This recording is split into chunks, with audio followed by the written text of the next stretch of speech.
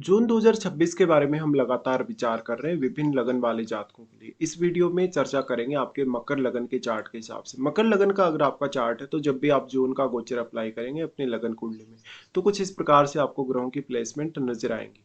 यहाँ पे जो प्लेसमेंट हालांकि आपको नजर आ रही है इनमें कुछ बदलाव जरूर हो सकते हैं मंथ के मध्य में।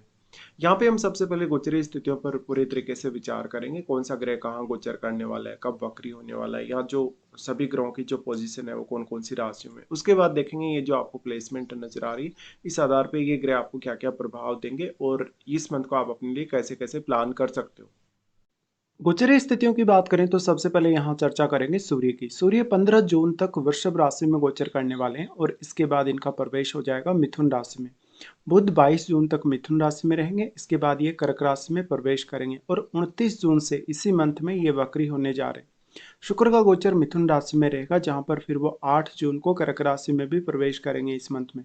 तो ज्यादातर अपना जो समय है शुक्र कर्क राशि में ही बिताने वाले हैं इस मंथ में। मंगल का गोचर देखें तो 20 जून तक अपनी स्वराशि मेष में रहने के बाद ये वृषभ राशि में प्रवेश कर जाएंगे। बृहस्पति 2 जून से कर्क राशि में आ रहे हैं जो अपनी उच्च की स्थिति में आ रहे हैं और ये सबसे बड़ा गोचरीय बदलाव है जो इस मंथ में और इस साल में होने वाला है। शनि का गोचर मीन राशि में ही रहने वाला है। चंद्रमा आपको 1 जून को धनु राशि में देखने को मिलेंगे गोचर में। राहु और केतु के गोचर में फिलहाल कोई भी बदलाव नहीं है। राहु जहां कुंभ राशि में गोचर कर रहे हैं वहीं केतु सिंह राशि में ही गोचर में रहने वाले हैं। गोचरीय स्थितियों पर चर्चा करने के बाद अब हम सबसे पहले चर्चा करेंगे लग्नेश पर। लग्नेश आपके शनि है और शनि दूसरे घर के भी लॉर्ड हैं साथ में ही। शनि गोचर करेंगे तीसरे घर में। तीसरे घर में ये गुरु के घर में गोचर करेंगे जहां पर गुरु अब अपनी उच्च की स्थिति में आ रहे हैं तो शनि के परिणाम थोड़े बेहतर होंगे इससे। सनी ऑलरेडी आपको काफ़ी मेहनत करवा चुके हैं, हार्ड वर्क करवा चुके हैं, या वो आपको किसी भी काम के लिए बहुत ज़्यादा धैर्य या डेडिकेशन दे चुके हैं। लेकिन अब जो गुरु का जो राशि परिवर्तन हो रहा है 2 जून से, उस वजह से सनी के परिणाम काफ़ी बेटर होंगे और आपको एक अच्छा फील आएगा। आपको हार्ड वर्क करने, मेहनत करने के प्रति एक अच्छा फीलिंग, ऐसा जो स्थिति है वो देने वाली है, क्योंकि जो गुरु का दृष्टि है वो शनि पर है और शनि उन्हीं के घर में ट्रांजिट में है।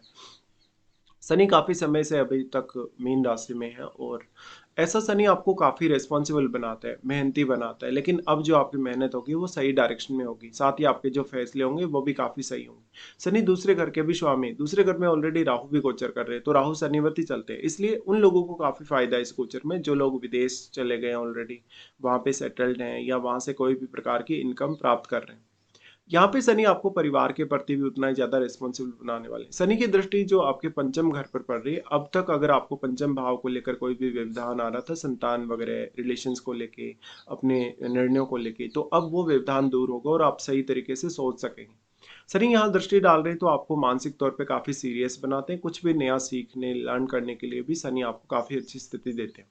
शनि का दृष्टि फिर आ जाता है आपके नवम घर पे। नवम घर पे जो दृष्टि होगा ये उच्च अध्ययन में काफी मदद करेगा, विदेश जाने, विदेश में सेटल होने के लिए, साथ साथ में आध्यात्मिक उन्नति के लिए भी शनि आपको सपोर्ट करेंगे।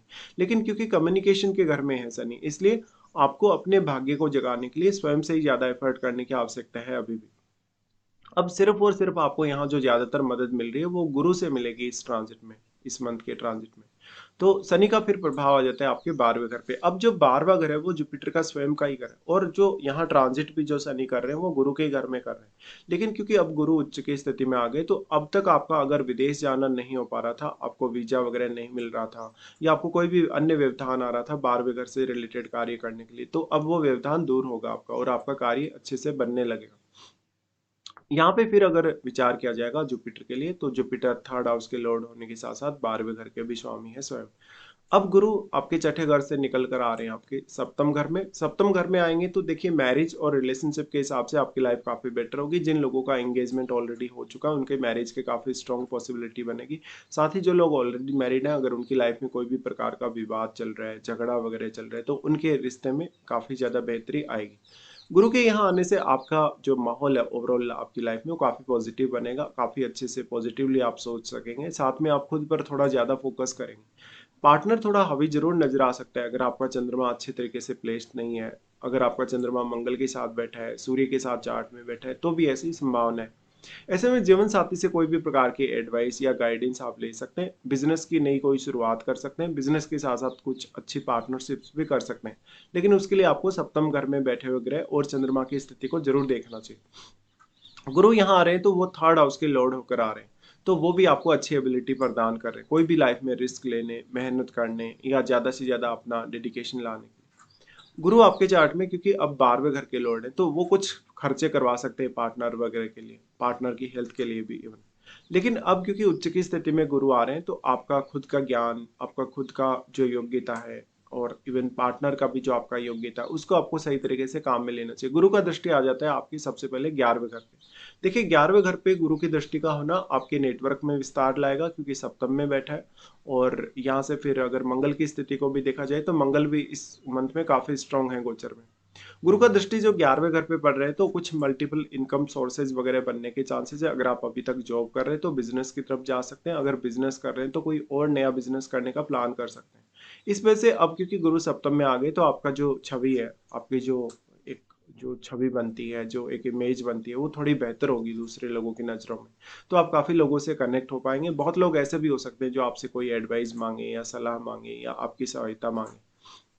गुरु का दृष्टि फिर आ जाता है लगन पे। लगन पे दृष्टि काफी अच्छे से वर्क करेगा, क्योंकि वैसे तो देखा जाए तो जो मकर राशि वो उनके लिए नीच का घर है अपना, लेकिन यहाँ पे क्योंकि एक अत्यंत शुभ ग्रह है गुरु, और वो अपने नीच के घर पे जब दृष्टि डालेंगे अपने उच्च की स्थिति में आके, तो कोई विशेष नुकसान नहीं करेंगे, बल्कि आपको काफी फायदा ही करेंगे। और इस मंथ में जो आपका जो शनि है वो भी मीन राशि में ही है ट्रांजिट में, इसलिए गुरु का आपको सहयोग मिलेगा यहाँ पे। तो जो भी आपके कार्य अटके हैं, रुके हैं, या जहां जहां पर भी आपको निर्णय लेने में कुछ परेशानी आ रही है, वहां पर आप एक बार फिर फोकस कर सकते हैं। गुरु का फिर दृष्टि आ जाता है तीसरे घर पे। तीसरे घर पे शनि पर ही गुरु का दृष्टि पड़ेगा, और शनि उन्हीं के घर में, तो शनि के परिणाम बेहतर होंगे। जो भी रेस्ट्रिक्शन, जो भी बाधाएं आ रही हैं वो दूर होंगी। आप काफी अच्छे से सोच पाएंगे और सही तरीके से निर्णय ले पाएंगे। फिर यहाँ से देखते हैं मंगल को। मंगल फोर्थ हाउस के लॉर्ड है। मंगल आपके चार्ट में फोर्थ लॉर्ड होने के साथ साथ 11वें घर के भी लॉर्ड है।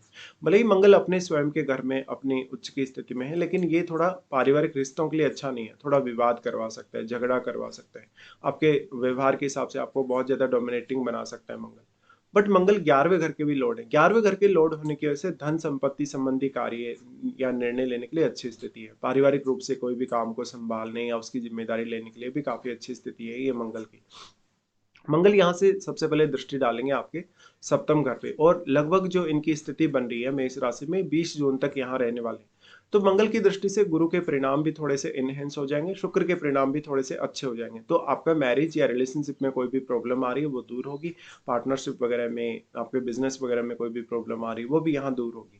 साथ ही साथ मंगल का दृष्टि जो सप्तम घर पे आएगा, तो आपका हार्डवर्क, आपका मेहनत, आपके किसी भी पर्टिकुलर कार्य के लिए भले ही है, विशेषकर बिजनेस के लिए, तो वो काफी बेटर तरीके से उसका प्रभाव आपके सामने आएगा। मंगल आपके सप्तम भाव को काफी एक्टिवेट कर देंगे, जिससे कभी कभी जीवन साथी के साथ थोड़ा बहुत मनमुटाव हो सकता है, उस स्थिति में जब आप ऑलरेडी मैरिड हैं पहले से। मंगल का दृष्टि जो आपके 10th हाउस पे रहेगा, ये कैरियर के लिए आपको बहुत सपोर्ट करेगा। और क्योंकि यहाँ अपने घर पे, अपने 11वें घर पे भी मंगल का दृष्टि है, तो वो आपकी अपेक्षाओं को काफी तेज करेगा। ऐसा मंगल आपको घरेलू मामलों में और कैरियर में बहुत अच्छी लीडरशिप की क्वालिटीज देने वाला है। और जो भी व्यवधान, जो भी समस्याएं आपके आ रही है, चाहे वो आपकी डेली के रूटीन में है, ऑफिस के कार्यों में, वहां पर भी मंगल का काफी बेहतरीन सपोर्ट है आपको। मंगल का दृष्टि जो 11वें घर पे पड़ रहा है, उससे धन का कुछ फायदा, कहीं पैसा अटका है, रुका है, तो उसकी प्राप्ति हो सकती है। फिर यहाँ से मंगल अपना राशि परिवर्तन कर लेंगे, पंचम घर में चले जाएंगे। पंचम घर में इनका जो गोचर होगा 20 जून के बाद होगा। 20 जून के बाद और भी ज्यादा आर्थिक रूप से आप सक्षम बनेंगे। आप अपने टैलेंट पे या अपनी क्रिएटिव स्किल्स पे ज्यादा अच्छे से फोकस कर सकेंगे। आपकी लव लाइफ थोड़ी सी डिस्टर्ब हो सकती है अगर किसी के साथ आपका ऑलरेडी प्रेम संबंध है, क्योंकि उस पर्सन से आपकी अपेक्षा बहुत बढ़ सकती है। मंगल के पंचम में आने से बौद्धिक तौर पे आप काफी सक्षम बनेंगे। आप अपनी पढ़ाई वगैरह अगर कर रहे हैं, जैसे स्टूडेंट वगैरह हैं, उनको काफी फायदा होगा। साथ ही साथ कोई भी निर्णय लेते हुए आप अनवांटेडली कोई बहुत ज्यादा देरी नहीं करेंगे, बल्कि सही सही समय पर ही हर निर्णय को लेंगे। यहाँ से फिर इनका दृष्टि आ जाता है अगर देखा जाए तो, क्योंकि वो फोर्थ हाउस के लॉर्ड हुए और 11वें घर के लॉर्ड हुए, तो इनका सबसे पहले जो दृष्टि आएगा वो अष्टम पे आएगा। अष्टम भाव से जुड़ा हुआ कुछ नया सीखने, अष्टम भाव से जुड़े हुए रहस्यों को जानने के लिए काफी अच्छी स्थिति बनेगी मंगल की। मंगल लेकिन केतु पर अपनी दृष्टि डाल रहे हैं। केतु पर दृष्टि होने की वजह से थोड़ा सा रिश्तों में यहाँ मनमुटाव देखने को मिल सकता है, स्पेशली जीवन साथी या उनकी फैमिली के साथ। लेकिन ये अष्टम भाव के गूढ़ रहस्यों को जानने, इनको समझने, सीखने के लिए काफी अच्छी स्थिति मानी जाएगी। मंगल का दृष्टि फिर अपने ही घर पे होगा। देखिए अपने घर पे मंगल का दृष्टि थोड़ा को शॉर्टकट चला सकते हैं, आपको कभी कभी बहुत ज्यादा अपेक्षाएं दे सकते हैं, आपको कुछ ऐसी स्थिति दे सकता है जहां पर आप बहुत ज्यादा ऑब्सेस्ड से हो जाएंगे और कुछ गलतियां करने के लिए बाध्य हो जाएंगे। इस वजह से आप अगर लॉटरी सट्टा वगैरह से जुड़े हैं, अगर इनमें इन्वॉल्व हैं, शेयर बाजार वगैरह में इन्वॉल्व हैं, तो आपको काफ़ी ज़्यादा सतर्कता रखनी होगी। फिर मंगल का दृष्टि आपके 12वें घर पे होगा। अब ये वाला जो दृष्टि वो काफ़ी अच्छे से वर्क करेगा, क्योंकि यहाँ अष्टम भाव भी कनेक्ट हो रहा है 12वें घर से, इसलिए ये स्पिरिचुअल प्रोग्रेस के लिए अच्छा है। ये कोई भी प्रकार का क्रिएटिव वर्क करने के लिए भी काफ़ी अच्छा माना जाएगा। उसके बाद शुक्र पर विचार करते हैं। शुक्र आपके पंचमेश होने के साथ साथ आपके 10वें घर के भी लॉर्ड हैं। देखिए शुक्र की जो स्थिति बन रही है इस प्रकार से जो गोचर है इसमें, क्योंकि शुक्र अभी छठे घर में रहेंगे बुध के साथ, और छठे घर में शुक्र का जो गोचर है 8 जून तक है। 8 जून तक आपके कुछ बड़े खर्चे हो सकते हैं। ये आपके ऑफिस वगैरह के लिए कुछ खर्चे हो सकते हैं, या तो अपने जो परिवार के लोग हैं उनके लिए भी। साथ ही साथ आपका किसी से कोई प्रेम संबंध है, लव अफेयर वगैरह चल रहा है, उनके ऊपर भी ये खर्चे हो सकते हैं। तो आप अपनी कोई पसंद की वस्तु भी ला सकते हैं, या किसी के साथ मिलकर कोई पार्टी वगैरह भी कर सकते हैं। शुक्र का दृष्टि यहाँ से फिर आपके 12वें घर पे आएगा, जहां पर वो और भी ज्यादा आपके खर्चों को बढ़ाने वाले हैं। शुक्र कहीं ना कहीं भौतिक सुख की लालसा आप में काफी डेवलप करने वाले हैं छठे घर में आने की वजह से। अगर आपका शुक्र अच्छा प्लेस्ड नहीं है चार्ट में आपके जन्म के समय का, तो आप अपना जो भी जहां भी आप जॉब वगैरह कर रहे हैं वहां उस ऑफिस वगैरह में थोड़ी सावधानी जरूर बरतें। शुक्र का छठे घर में आना खर्चों के लिए बहुत ज्यादा कहीं ना कहीं दिखाता है स्थिति का बनना, और इस समय आप थोड़ा कर्ज वगैरह भी ले सकते हैं। अब बुध लेकिन इसमें आपको काफी सहायता करेंगे। शुक्र फिर अपना राशि परिवर्तन कर लेंगे यहाँ से, और वो आ जाएंगे सप्तम घर में। सप्तम घर में जो शुक्र आएगा वो मैरिज और रिलेशनशिप के हिसाब से बहुत इंपॉर्टेंट हो जाएगा, क्योंकि शुक्र पंचमेश है। तो यहाँ पर थोड़ा प्रेम संबंध जैसे भी स्थिति बन रही है कि किसी से आपका कोई प्रेम संबंध हो और उसी के साथ आप शादी करने के लिए सोचे हो। लेकिन यहाँ पर क्योंकि गुरु जैसा शुभ ग्रह है, तो उतना ज्यादा कैरेक्टर खराब नहीं होगा आपका, या जो भी आपकी छवि बनेगी लोगों के बीच में वो काफी अच्छी बनेगी।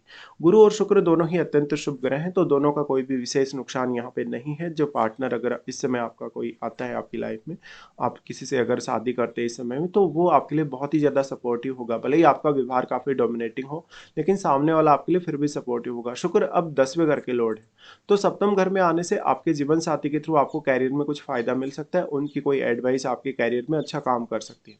शुक्र यहाँ आपके नेम फेम को बढ़ाएगा, आपके टैलेंट को बढ़ाएगा, आपकी क्रिएटिविटी को बढ़ाएगा। साथ ही साथ आपकी जो पर्सनल छवि है, आपकी जो पर्सनैलिटी का प्रभाव है वो काफी अच्छा बनेगा लोगों की नजरों में। फिर यहाँ बुध पर विचार करते हैं। देखिए बुध का गोचर अगर आप देखेंगे तो बुध 22 जून तक मिथुन में ही है, तो ज्यादातर समय ये मिथुन में बिताने वाले हैं। तो जो छठे घर का बुध है वो आपको काफी हेल्प करेगा। इसका जो विशेष रूप से फायदा आपको आपके कैरियर में मिलने वाला है। कैरियर के साथ साथ अपनी दिल्ली की लाइफ, दिल्ली के ऑफिस के कार्यों को आप बढ़िया से प्लान कर सकते हो। बुध अपने घर में आ रहे हैं तो कम्युनिकेशन का बहुत बड़ा रोल है। इससे आप अपने बॉस वगैरह के साथ, कलीग वगैरह के साथ बहुत अच्छे से कम्युनिकेट कर पाएंगे। साथ में क्योंकि जो बुध है वो आपके नवम घर के भी स्वामी, नवम घर के स्वामी होने की वजह से आपका कोई ट्रेवल होता है उच्च अध्ययन वगैरह के लिए, अपने किसी स्पेसिफिक पर्पज के लिए, आप वहाँ भी अच्छा फैसला ले सकेंगे। लेकिन ऐसा जो बुध है वो दिल्ली की लाइफ को मेंटेन करने या पूरी तरीके से हैंडल करने के लिए अच्छी स्थिति में है। बुध का दृष्टि यहाँ से 12वें घर पे पड़ेगा, जहां पर आपकी धन संबंधी जो स्थितियां, विशेषकर आपके जो खर्चे हैं उनको मैनेज करने के लिए बुध आपको काफी सपोर्टिव रोल दिखा रहे हैं। उसके बाद यहाँ से अगर देखा जाएगा तो बुध क्योंकि बाद में अपना राशि परिवर्तन कर लेंगे, कर्क राशि में भी जाएंगे 22 जून से, और वो सप्तम में आ जाएंगे। सप्तम में आने से जीवन साथी आपको वाणी से थोड़ा ज्यादा हावी होता हुआ दिखेगा। बिजनेस के लिए बहुत अच्छी स्थिति है, बिजनेस या पार्टनरशिप के लिए। साथ में सप्तम में बुध आएंगे तो बिजनेस रिलेटेड आपकी समझ बढ़ेगी। फिर यहाँ बुध वक्री हो जाएंगे 29 जून से, फिर वो वक्री हो रहे हैं बुध। तो वक्री वाला भी हालांकि वो अगले महीने के गोचर में हम कवर करेंगे। उसके बाद चंद्रमा को देखते हैं। चंद्रमा यहाँ पे आपके सप्तमेश है, और चंद्रमा स्टार्टिंग में गोचर में आपको दिखेंगे 12वें घर में। देखिए 12वें घर का चंद्रमा है, तो इस मंथ के स्टार्टिंग में लगभग 2-3 दिनों के लिए आपका कोई बड़ा खर्चा हो, या तो आपका रूटीन अच्छा नहीं है स्टार्टिंग में मंथ में, या कुछ ना कुछ ऐसी समस्या है हो सकती है आपको। चंद्रमा है तो यहाँ पर वो धनु राशि में, धनु राशि में चंद्रमा थोड़ा आध्यात्म की तरफ भी लेकर जाता है, या थोड़ा सिक्स सेंस भी बढ़ाता है। फिर चंद्रमा यहाँ पे आ जाएंगे लगन में। लगन में चंद्रमा आने से वो आपके यहाँ प्रभावित होंगे गुरु से, और यहाँ पे निश्चित तौर पे आपको देखना होगा कि जो चंद्रमा की स्थिति बनेगी लगन में, तो लगन में चंद्रमा आने से थोड़े आप ज़्यादा प्रैक्टिकल हैं, तो थोड़ा इमोशनल भी होंगे और अपने रिश्तों पर ज़्यादा ध्यान दे सकेंगे। साथ ही साथ अपनी मैरिज या पार्टनरशिप या रिलेशनशिप के लिए कुछ नई प्लानिंग्स कर सकेंगे। चंद्रमा उसके बाद आ रहे हैं आपके दूसरे घर में। दूसरे घर में चंद्रमा आएंगे तो वो राहु के साथ आ जाएंगे, यानी राहु के साथ उसका कंजक्शन बन जाएगा। ये उतनी अच्छी स्थिति नहीं है। इनकम वगैरह को लेकर कुछ उतार चढ़ाव आ सकते हैं, फैमिली के साथ आपका व्यवहार खराब हो सकता है, फैमिली से आपकी जो भी अपेक्षाएं जुड़ी हैं उन अपेक्षाओं में काफ़ी ज़्यादा वृद्धि हो सकती है। साथ ही चंद्रमा का यहाँ आना आपकी धन या संपत्ति संबंधी स्थितियों के लिए डिसीजन लेने के लिए चैलेंजिंग होगा। चंद्रमा अब लेकिन क्योंकि सप्तमेश है तो यहाँ जीवन साथी के साथ भी थोड़ा बहुत मनमुटाव दिखता है अगर आप ऑलरेडी मैरिड हैं तो। उसके बाद सूर्य पर विचार करेंगे। सूर्य आपके अष्टमेश है। सूर्य का स्टार्टिंग का अगर आप गोचर देखेंगे तो वो पंचम भाव में रहेंगे, जहाँ पर वो लगभग 15 जून तक गोचर में रहने वाले। पंचम घर का सूर्य है तो स्टडीज वगैरह के लिए अच्छा है, संतान वगैरह के लिए अच्छा है। हालांकि रिलेशन कभी कभी खराब जरूर हो सकते हैं इस समय में आपके, लेकिन आपका पर्सनल जो क्रिएटिविटी है, पर्सनल जो आपका टैलेंट है, उसके लिए काफ़ी अच्छी स्थिति में है सूर्य। सूर्य आपको निर्णय लेने के लिए काफ़ी सपोर्ट करेगा, तेज़ी से सोचने, तेज़ी से विचार करने, और जो भी आपने विचार किया है, जो कुछ भी आपने सोचा है उस पर आगे बढ़ने के लिए। सूर्य का यहाँ से फिर दृष्टि आ जाता है 11वें घर पे, तो ऐसा सूर्य आपके नेटवर्क को बढ़ाएगा, आपके मान सम्मान को बढ़ाएगा, साथ ही साथ लोगों के नज़रों में आपकी छवि को काफ़ी बेहतर बनाएगा। अगर आपका कोई भी बिजनेस है तो आपके नेटवर्क को बढ़ाने के साथ साथ सूर्य आपको बिजनेस से रिलेटेड काफ़ी ज़्यादा हेल्प करेंगे। सूर्य यहाँ पे क्योंकि अष्टमेश है तो अष्टम भाव से आपको काफी कुछ सीखने को मिलेगा। अष्टम भाव से जुड़े हुए गुप्त रहस्यों को आप समझ पाएंगे या सीख पाएंगे। फिर सूर्य अपना राशि परिवर्तन कर लेंगे। राशि परिवर्तन करके वो जा रहे हैं आपके छठे घर में। छठे घर में सूर्य के आने से, क्योंकि यहाँ पर फिर ऑलरेडी बुध भी रहेंगे, लेकिन 7 दिन तक के लिए ही सूर्य और बुध का कंजक्शन बन पाएगा यहाँ पे। लेकिन सूर्य फिर भी आपके लिए हाईली सपोर्टिव रहेंगे, तो कैरियर रिलेटेड प्लानिंग करने, कोई भी कंपटीशन फेस करने, कोई भी प्रकार का व्यवधान या समस्या या चैलेंज आपकी लाइफ में आ रहे हैं आपको, तो उसको फेस करने के लिए सूर्य बहुत अच्छी स्थिति में होंगे। सूर्य अपनी दृष्टि 12वें घर पे डालेंगे, जिससे आपको आध्यात्म में आगे बढ़ने में रुचि बनेगी और आगे आप बढ़ पाएंगे। सूर्य यहाँ पर आपके खर्चों को मेंटेन करने या आपकी जो रूटीन है उसको मेंटेन करने में आपकी काफ़ी हेल्प करेंगे। तो लगभग यहाँ पे हमने सभी ग्रहों के लिए अभी चर्चा की। राहु और केतु के लिए अभी कोई भी विशेष चर्चा नहीं करने वाले, ऑलरेडी इनके बारे में पहले काफ़ी बार चर्चा हो चुकी है। अब इस वीडियो में देखेंगे कौन कौन से आपके लिए इस मंथ में अच्छे दिन है और कौन कौन से कुछ खराब दिन भी आपके लिए हैं। सबसे पहले अच्छे दिनों की बात करेंगे तो अच्छे दिनों में आपके लिए 11 से 14 तारीख तक, 17, 18 और 24 और 25 ये दिन काफ़ी अच्छे निकल के आ रहे हैं। मान लो अगर आपका कोई भी ऐसा कार्य है जो नहीं बन पा रहा, जिसमें आपको बार बार व्यवधान आ रही है या जिसकी प्लानिंग आप नहीं कर पा रहे हो, तो आप इन दिनों का चुनाव कर सकते हैं उन कार्यों को करने के लिए। फिर देखते हैं कौन कौन से कुछ चैलेंजिंग दिन भी हैं आपके लिए इस मंथ में। सबसे पहले जब चंद्रमा आपके गोचर करेंगे मिथुन में, तो 15 और 16 को ये स्थिति बनेगी और ये चंद्रमा का गोचर छठे घर से रहेगा। छठे घर से चंद्रमा का गोचर रहेगा तो अनवांटेडली आपके ऊपर ज़्यादा जिम्मेदारियां हो सकती हैं, कुछ स्ट्रेस या एंग्जाइटी की वजह से प्रॉब्लम्स आ सकती हैं। चंद्रमा जब लियो में आ जाएंगे तो लियो में 19 और 20 को वो रहेंगे अष्टम में। इस समय आर्थिक रूप से कुछ बड़ा बदलाव या उतार चढ़ाव आपकी लाइफ में आ सकता है। 19 और 20 को आपका मैरिज या रिलेशनशिप काफ़ी प्रभावित हो सकता है, साथ ही साथ आप लॉटरी या सट्टा से जुड़े तो आपको नुकसान हो सकता है। चंद्रमा सेगिटेरियस में आएंगे फिर तो वो 1 से 3 तारीख तक और 29 और 30 तारीख को रहेंगे। देखिए ये स्थितियां दोनों ही जो समय है काफ़ी चैलेंजिंग होंगे आपके लिए, अलग अलग 1 से 3 तारीख तक और 29 और 23 को। इस समय आपका कोई बड़ा फैसला जो आपके लिए है, आपके कैरियर के लिए, धन संपत्ति के लिए, वो गलत साबित हो सकता है। इस समय विशेष तौर पे आप अपने रूटीन पे ज़्यादा से ज़्यादा ध्यान दें और रूटीन को काफ़ी अच्छा रखें तो फायदा होगा आपको। तो कुल मिलाकर हमने यहाँ पे पूरा डिस्कशन किया। फिलहाल आपको वीडियो देखने के लिए धन्यवाद।